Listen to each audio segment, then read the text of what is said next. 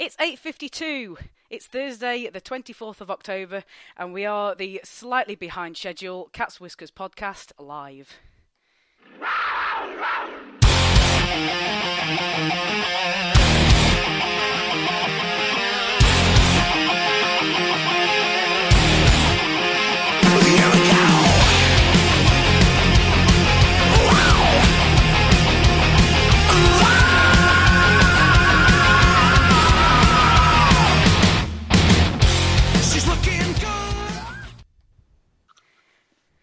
And the first mistake of the night. No, you're not dreaming. It is Monday. My apologies, ladies and gents. And definitely my apologies for being late.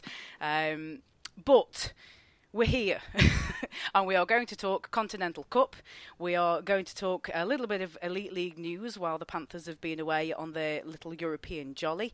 And here to talk with me tonight is Aaron Lord. Good evening. And on a train, on his way back from Hacker, Spain, is Jono Bullard. Good evening. Back on good old Blighty. Still in the Channel Tunnel train, but back on English soil. All good, all good. Right, okay then. Well, I think it'd be remiss of me not to start, Jono, just by letting you give us your view of the weekend that you have had while you have been away. So, please, just tell everybody what you've been up.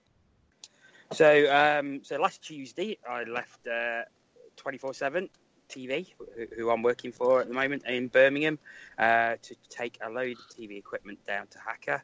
We got there on Wednesday. We spent 2 days setting up all the TV show for Premier Sports. Filmed all the games on Friday, Saturday and Sunday. Packed them all away after yesterday's game. And we've spent all today driving back through northern Spain, France, through the Channel Tunnel, and now we just arrived back at Folkestone. So a very tiring, very, very busy week, but a very good week and a great week for the weekend for the Panthers as well. Well, yes, I mean, obviously you've had a unique perspective. Just how much of the games have you managed to catch? All of them, actually, because I was filming on the camera. So I was one of the cameramen for this one. So is there anything you won't do when you're working for 24/7? Yeah, it's just like I am multi-talented. I've actually found out I am not the typical man because I can multitask. Not only was I filming on a camera, I was also doing all the penalty and goal information as well at the same time. So, yeah, stick that up, you women. Men can multitask. Ooh, that's fighting talk, that is. It's definitely fighting talk. I can feel the complaints coming in now. Well, please direct your complaints to at Jono Bullard. Right, okay, so we'll just we'll go over the games. Aaron, I believe you saw Friday and Sunday and some of Saturday, so we're all sort of fairly well placed to talk about everything that happened. Would that be right? That is correct, yes. Fabulous. Okay, so settle down, folks. Settle in and get comfy, because I'm going to just briefly go over the goals. I mean, there's plenty to go at. Take a deep breath. Yeah, take a deep breath and settle down. And right, okay, yes. So Friday against the hosts, HC Hacker.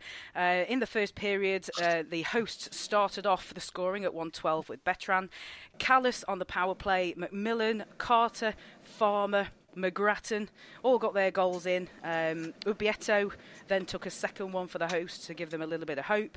Nicky Forrick rounded off the first period scoring to make it 6-2. The second period started off pretty well with David Clark on a power play, Logan McMillan again, Brad Moran. At that point, there seemed to be what was probably a planned goalie change, where Henry Passel took over between the pipes from Mika Weekman. Then continuing on with the scoring, David Clark, Lakovic on the power play to make it 11-2 at the end of the second.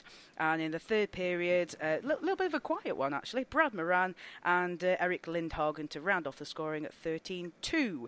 So, Aaron, did we think how that game was going to turn out, or should we have expected more from HC Hacker? To be honest, I think it's pretty much how I thought it would turn out. I didn't think they'd score first, if I was honest, so that was quite a bit of a shock, but I think that probably helped us in a way, settle us down a little bit and just made us, aware that it wasn't going to be possibly as easy as we first thought. But no, I think it was pretty comfortable. And I think you just have to kind of look at, the standard of that, the Hacker team. And I thought, I actually didn't think it would go to 13. I thought we might have slowed down a little bit. And I know, as you just said, it was a bit quiet in the third, but I think we took the foot off the gas in the third and just, didn't play. Well, I don't think we actually got out of second gear all game in that one. So, no, I didn't expect that much more from HC Hacker, to be honest. Jono, would you agree with that? Yeah, pretty much. I mean, we went into the tournament and we were expecting to beat Hacker and the team from Istanbul quite comfortably, which we did. And to be fair to Hacker, their standard is probably more, to give it a UK feel, they're probably a sort of English National League side level.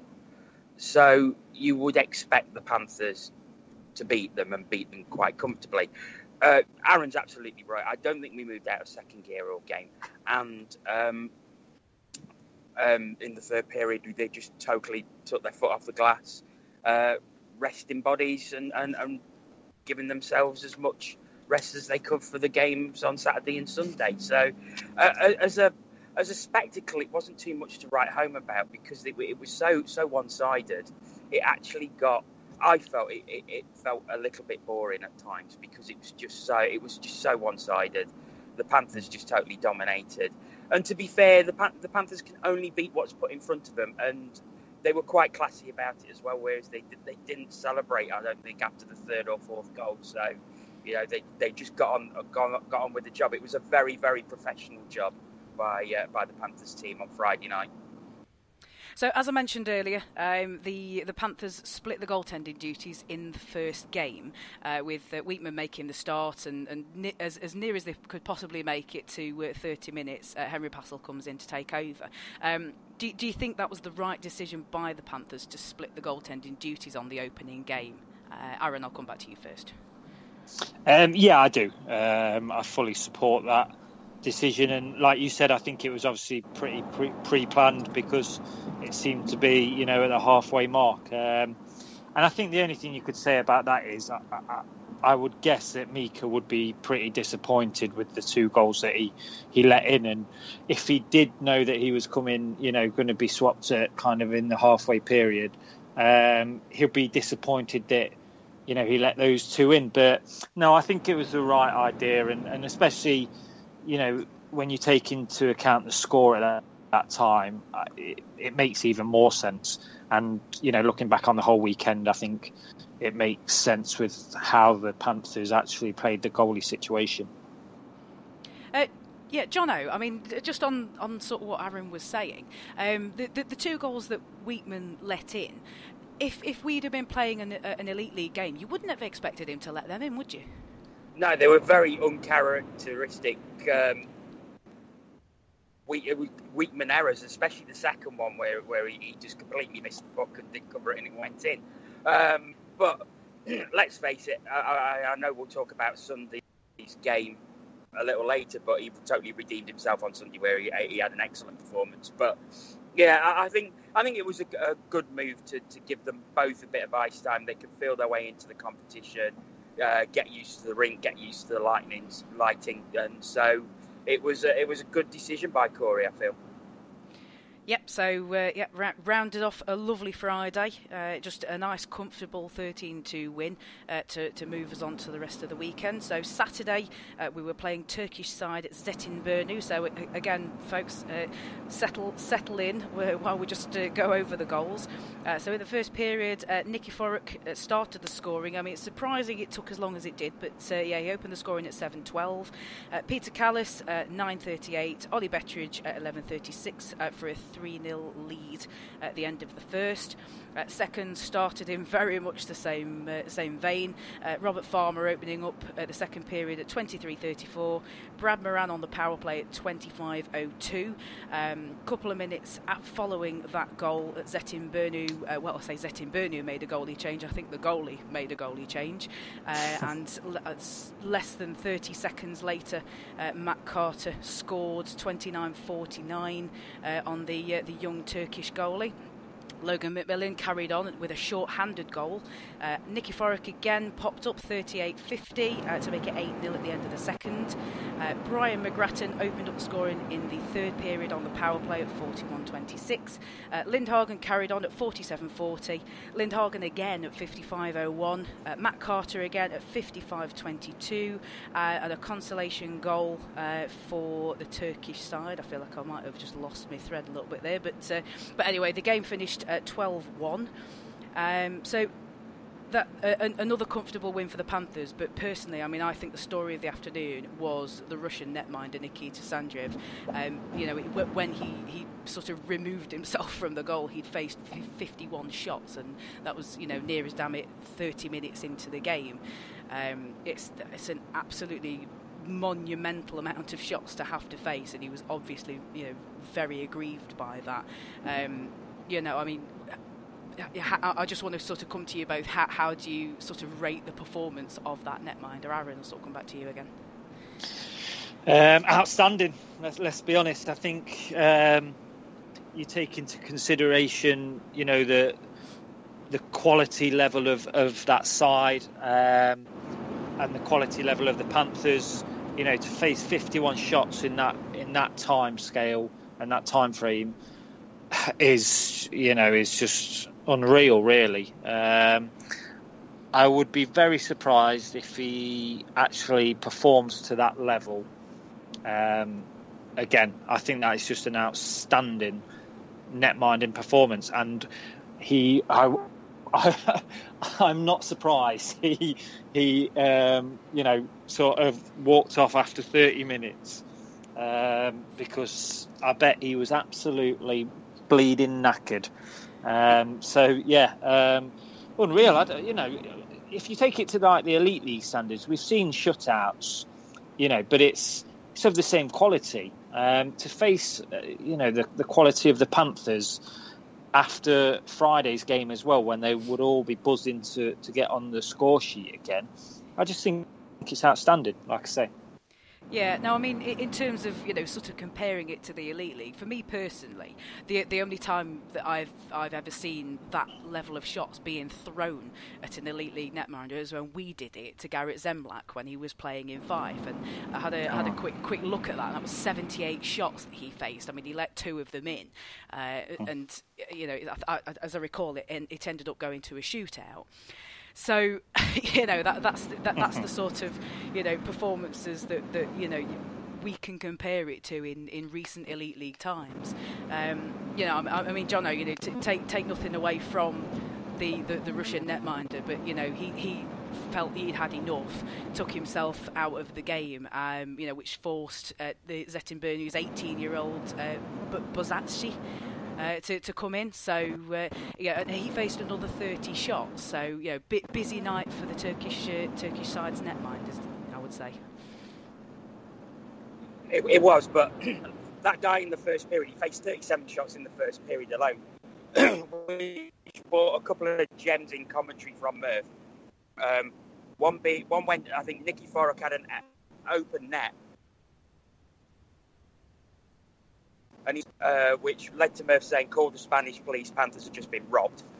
I remember that one. Another classic, which was another classic, which was he's seen so much rubber he must smell like a dead skunk on a highway, which was absolute. He stopped a massacre because Panthers should have been 10 up at the end of that first period. And if it wasn't for that netminder, they would have been. I mean, there was a breakaway by Peter Callas where he saved it, and then he saved about 4 follow-up shots in succession. And he didn't get man of the match, which I thought was an absolute travesty. That was a crime. That was a crime. Yeah. Because, I mean, the thing is, I was while we were setting up the teams were training on Thursday, and I was particularly watching them because obviously we don't know a lot about Turkish hockey. And to be fair, some of their players were no better than rec level, and you just thought to yourself, this could be 20 plus. And it would have been, had it not been for the heroics of what was his name again? Sandreev. If it wasn't for the heroics of him, it would have been more than 20 goals. So hats off, fair play. For me, the performance of the weekend. Yeah, and I mean, I suppose that kind of answers the next question. I mean, the Turkish side, it felt like they put up more resistance, especially in the first period. But was it actually down to just simply better net minding? Well, they had a lot of spirit. I will give them that much. They never stopped trying. They battled and battled and battled, and they got their reward last night when they beat Haka 7-3 in the final game. Now, on paper, Haka are a lot better side than Istanbul, and you know that Istanbul team just had a lot of heart and spirit. No, they didn't have the talent in their ranks, but you know the grit and determination that they had, and they got that well-deserved victory in the end. Yeah, and I mean, the other thing as well, I suppose, you know, you would have expected them to have come out with the wooden spoon, as it were, and they actually managed to beat Haka on the Sunday evening. You know, it sort of says, you know, a lot about, you know, spirit, really, doesn't it? It's not when it comes to a tournament like this, it's not necessarily all down to the talent. You know, so it's a wonderful story. You know, hopefully they can gain a bit of momentum. Just on what one thing you were saying, Jono, about Sandreev not getting the man of the match after his heroics, basically, must have felt like a little bit of a slap in the face that Henry Passel faces 16 shots and gets the Panthers man of the match. But on the sort of 16 shots, was it a case of Panthers shutting Zettinburnu down well, or was it a lack of firepower from them? What would your thoughts on that be? It was a lack of firepower, but whenever they gained the zone, I mean, the Panthers' defence was immense all weekend, and they would just completely shut them down. So, you know, you look at it realistically, Panthers only conceded 4 goals all weekend. That's an incredible defensive performance. They only allowed 16 shots on Henry Passel. So I think it would have been very difficult to choose a skater, to be honest, because they all played well. So I suppose with only conceding 1 from 16, Passel was the choice. But yes, it was a bit of a slap in the face for Sandreev when he faced 50 shots and kept the scoreline down and didn't get the man of the match. Aaron, you know, from what you saw of the game on Saturday, could you actually pick anybody out in terms of you know, an outstanding performance, if you will? I think there's just too many. You know, I think like Johnny was just saying, it's when you score that many goals, I think it's very hard to kind of highlight one person. But I mean, if you're asking me to mention, you know, a name or two, for me, you're probably looking at like Eric Linderhagen or even Brad Moran. For me, I think you've really seen the quality that they provide to the team over the weekend, and Saturday's game was no different. But to be honest, I think whenever you go to these kind of European competitions, and you know, when you go away with GB to the tournaments there, the man of the matches are always a little bit odd. But you know, I think it's, like I said, I think it's pretty hard to choose a skater, and you know, I think Henry enjoyed it. Let's say from the scenes, I think he enjoyed his MOM. Yeah, well, he seems to be getting a lot of love from the Panthers faithful, bless him. So he did seem to enjoy his little moment there. So yeah, I don't want to take that away from him at all. It was good to see somebody having fun out there. It's nice to see that as well, actually. Yeah. It's nice to see that interaction with the fans out there as well. And I thought the team in general did that very, very well, you know, at the end of the weekend as well.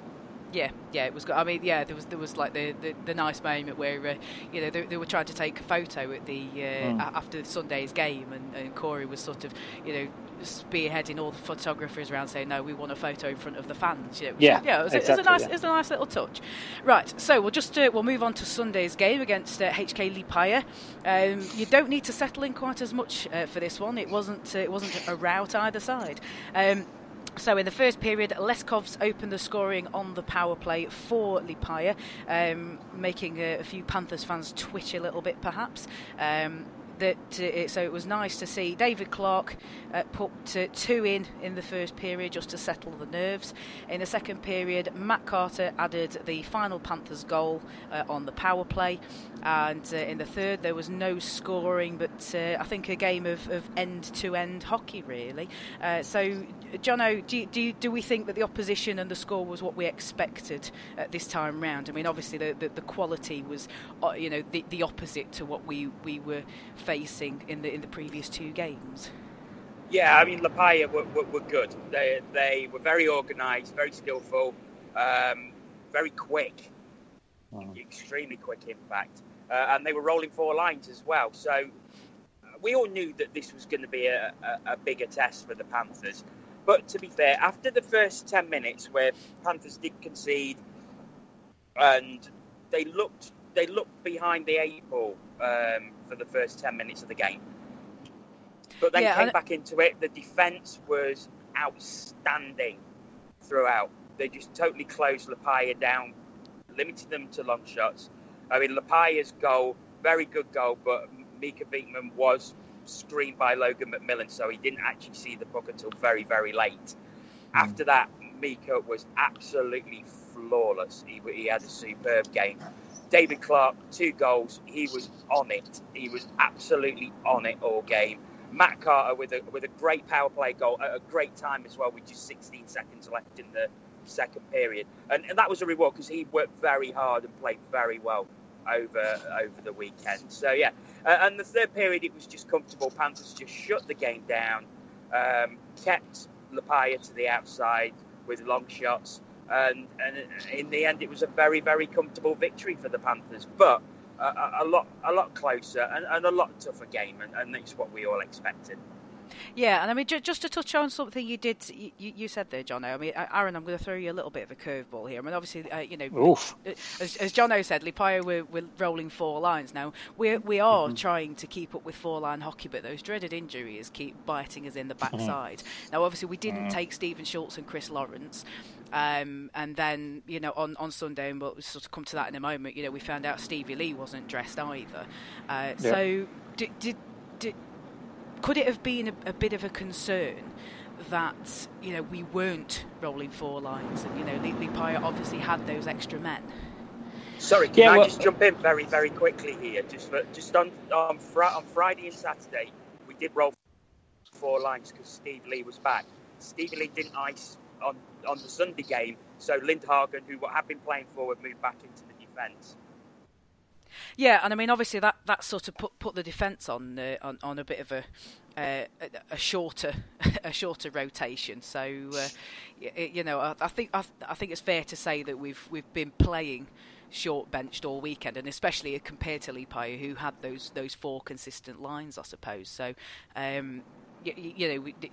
Although we were rolling the 4 forward lines, we still had bodies missing. So So anyway, Aaron, I'll sort of come to you with that same question. Was there ever going to be a concern? Well, before, when obviously on Premier Sports they give you the graphic of the lines before the game, so you can see what lines are being played for that game, and you could see with the 2 graphics, Liepāja was rolling, they had more players, so you thought, oh, hang on a minute, it is going to be quite tough. 3rd game out of 3, the game that really is the winner takes all. And then especially with how they started the game, like Jono said, they were I was not shocked, but I thought they'd be fast because obviously they're a young team, but I didn't expect them to be that fast. And like Jono said, we weren't on our A game, for the first 10 minutes of the game. So that kind of, I thought, hey, we're in a game here. You know, they got the goal. They looked very fast. And what I liked about them as well, they took the game to the Panthers. They could have easily gone into that game sort of overawed with the whole occasion and the fact that they're playing, you know, this Panthers team from the Elite League, a far better league, but they didn't. They thought, you know, they gave us a right good game in the first 10 minutes of that first period, but then, you know, cometh the man, you know, David Clark, when you need, you know, how many times have we said, you know, David Clark has rescued us, and he rescued us in that, you know, in the space of 5 minutes by getting those 2 goals. And you cannot underestimate what that man does for the Panthers on individual games. And, you know, against Lapaya, it was one of those games. And I just think it was smart. It was smart coaching. You go into the third period, like Jono says, we got that goal from Carter, which was very, very timely, and we just shut it down. You know, this is, and sometimes it's not, you know, the coaches don't get the credit for this, but, you know, we haven't got the bodies. We lost Jeff Waugh for a certain part of that game as well. So we only had four defensemen at one point, and we just shut it down. We went 1-4 hockey, and we went trap hockey, and that in the situation was the right thing to do, and I think that has to be highlighted as well. So I think it was just very, very smartly managed game of hockey. Yeah, so just to briefly, because we have talked about Mika Wheatman. It was the first game where the shots on goal were tipped in favour of our opposition. You know, they put 38 shots on Wheatman, probably reflected, you know, by their fast play and, you know, they just their ability to, you know, keep coming at us basically. And Panthers only put 29 on the Lipaya goalie, so Wheatman was obviously well tested. I just want to sort of quickly move on to a question regarding another netminder, in the fact that Dan Green doesn't appear to have even been dressed for the competition. I don't know if he went. Just a quick question I want to put. Yeah, just a quick question I want to put to both of you. Would maybe the Friday or the Saturday game have been a good opportunity to play him, because obviously he hasn't really had much opportunity to even dress for the game since Passel arrived. So would we have been, you know, would it have been possibly a good idea to give him some ice time on one of those 2 games, would you think? Jono, I'll come to you first on that. No, you play your best team. Simple as that. Doesn't matter what the opposition, doesn't matter who they are. It was a tournament. End of. I think we got most of that. Aaron, would you agree with that? Yeah, I think obviously, you know, that is the first and foremost rule. You know, you play your best team.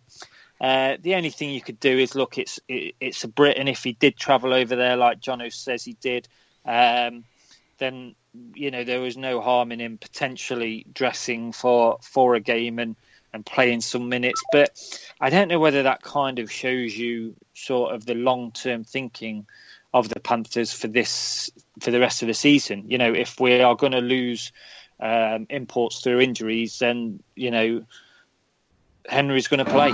And I think that kind of maybe just highlights that fact even more. But, you know, if he did go greener, then I think that's fantastic as well. You know, part of the team could have easily stayed at home if he wasn't going to dress and take part in any of the matches. But I think it's very important that, you know, he did go, like Jono says, to be around the team and keep that morale up. Because, you know, don't forget, Dan Green is a very, very smart man. And I think he will be great support, you know, for Mika and for Henry, even if he isn't dressed. Okay, so just final question on the Continental Cup. So Stevie Lee did not ice for the Sunday game. Should we be worried about this at all? Aaron, I'll come back to you on that one. Look, I think the easiest answer to that is yes. I think we should be. I was very surprised that, you know, he took part in the first 2 games. To be honest, I thought he'd be out for a bit longer. Look, it's not public knowledge, the injury that he has had. We don't know whether he, you know, didn't dress for Sunday's game through to that injury, or whether it was just a precaution, or whether it was just part of bringing him back into the fold. It's not really, you know, it's not known in the public what kind of has been up with Steve Lee. So from that point of view, yeah, we should be a little bit worried because, this is still one. I know, a lot of people will say he's not played exceptionally well for the last few seasons, but he's still one of the best defensemen in the league, and I think we are a better team with Steve Lee in it than we would potentially be without him. Right. So, Jono, did we get you back? Yes, I'm here. Hello. Hurrah, right, jolly good. So, yeah, I just want to give you the last word, if you will, on that. So, in terms of Stevie Lee not dressing, worried or just a precaution? I think it might have been a precaution. If you think about it, his 2 games on Friday and Saturday were his first 2 games in the month.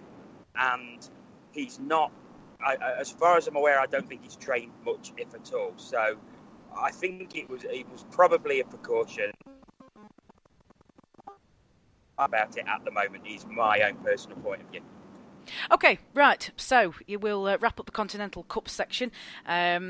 Obviously, Panthers have come away with 3 good wins, and we move on to the Continental Cup third round, which is the 18th to the 20th of November over in Odense, Denmark. Well, let's hope then that Premier Sports at this moment are working out some kind of deal so that you can go see the Panthers the only on way your I'll birthday. Be going. So. Yes, so we will be playing opposition from France, Denmark, and the Ukraine. The Angers Ducks, the Odense Bulldogs, and HC Donbass. So. I have already started my research, and please let it be easier than the last lot, because I think the last lot I'm still getting headaches thinking about it. Yes, so as soon as if there is any sort of TV deal available, and you'd like to think that Premier Sports would like to keep the ball rolling on that we'll obviously we'll be retweeting the absolute merry whatsits out of it. So make sure that you keep your ear to the ground on that, then, guys and girls. Just to round off this little section, Jono managed to speak to Paul Adey yesterday, so we'll have his thoughts. So sit back and have a little listen.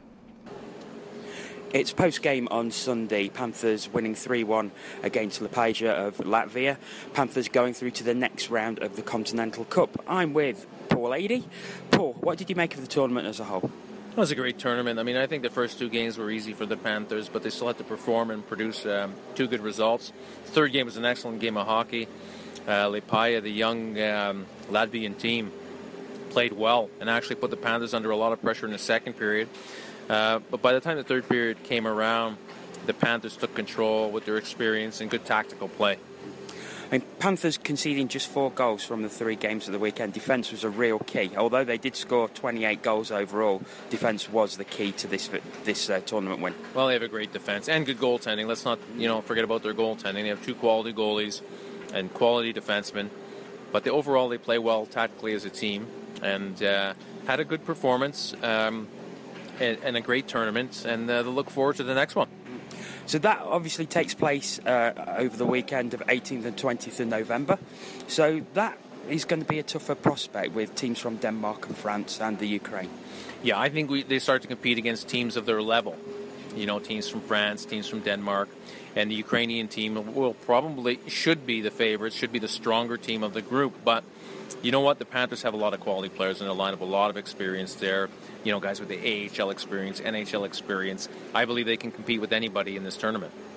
Paul, thanks for your time once again. Appreciate it, and enjoy the rest of the night. Very welcome, Jono.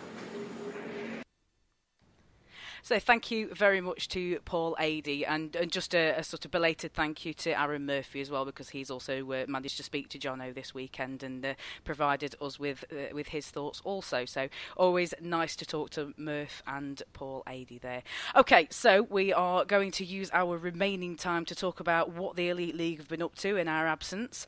So we didn't talk about this on Thursday's podcast because we had quite enough going on Thursday, thank you very much. But there were some midweek games where the Clan's woes continue, unfortunately. So last Wednesday they fell 6-2 to the Devils. Didn't get much better for them on Saturday. It was a 3-0 loss to the Stars, but they did get their revenge in the Challenge Cup, winning 5-4. Although in the grand scheme of things, I suspect that's not really the one they would have wanted to have got the points from. So it's not a good looking form of set of results for the Clan at the moment. Cardiff Devils, they celebrated Brad Voth's jersey retirement with a win over the Capitals. I think it's fair to say our timelines have been fairly full of this particular story, along with obviously the match which is happening. I think that's tomorrow, isn't it? An awful lot of activity in Cardiff at the moment. Yeah, and obviously, I mean, Brad Voth, I can remember him terrorising our players and players across the Elite League. A great player for Cardiff. I think he's got all the keys to Cardiff and can do what he likes in that city, to be honest. But he was a great player, and I think obviously the jersey retirement is a fantastic honour for him. And then obviously, the Matska thing taking place tomorrow, another fantastic, sort of fundraising event that Cardiff and the Elite League are doing and supporting.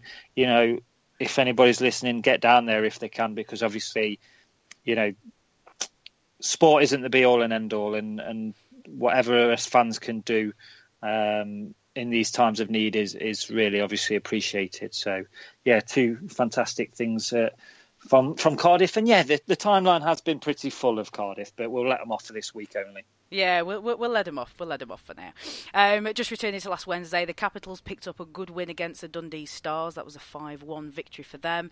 Unfortunately, the Devils turned the tables on them, as I say, at the jersey retirement game.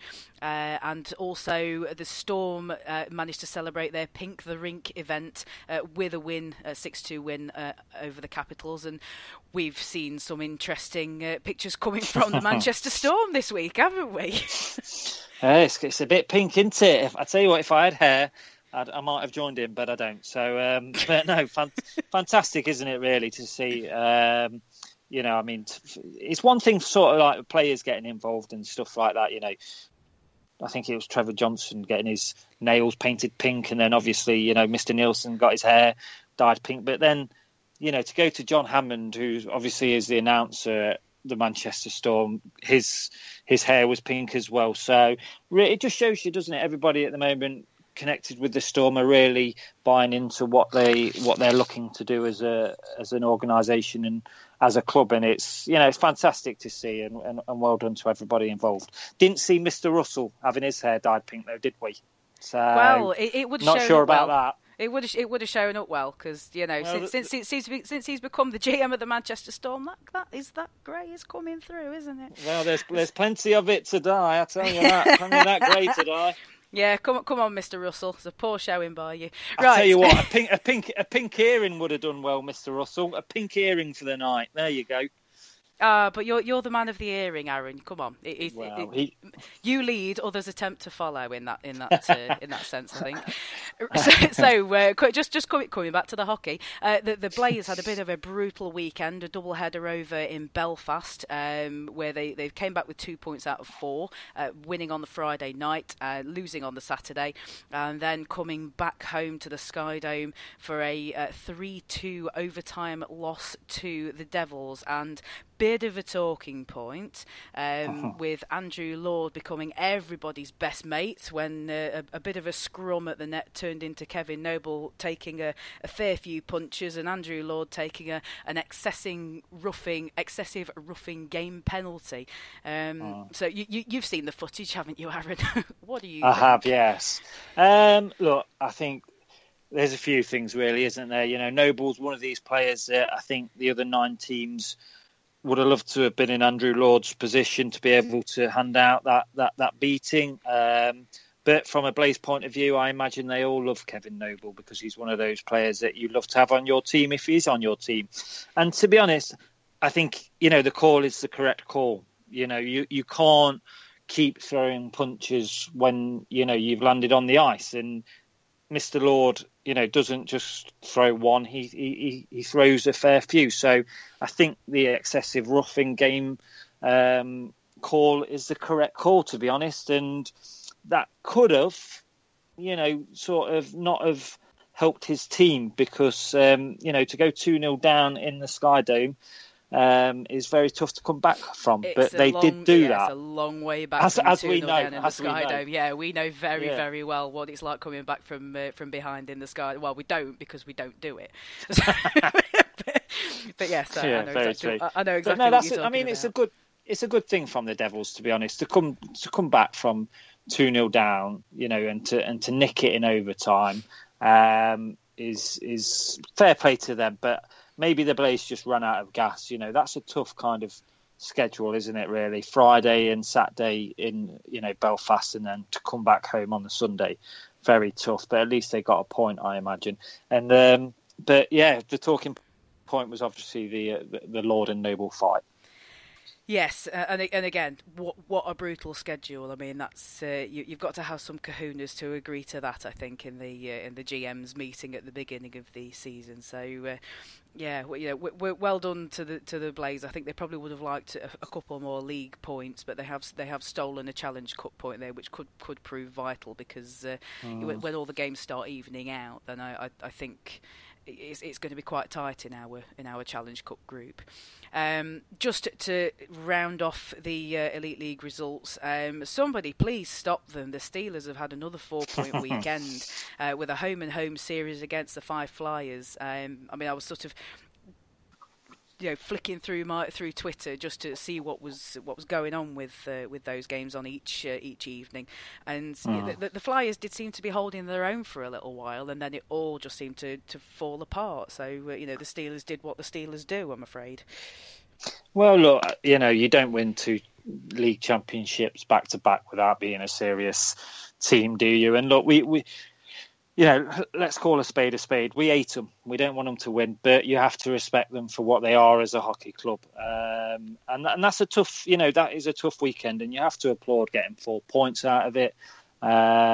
Because the Flyers, they're a good side this season. So you might have thought that they might have, maybe got 3 points from a Steelers point of view or something like that. But they do get results, and I think it's going to be up to other teams in our conference to stop the Steelers, to be honest. And I will gladly say that the Panthers will do that. Fingers crossed. But credit where credit is due. 4 points from the home and away series in that is not bad. Yes, and unfortunately for us, it's not good. Right, just to round off, I mean, this is not Elite League news, but it obviously sort of hits quite close to home.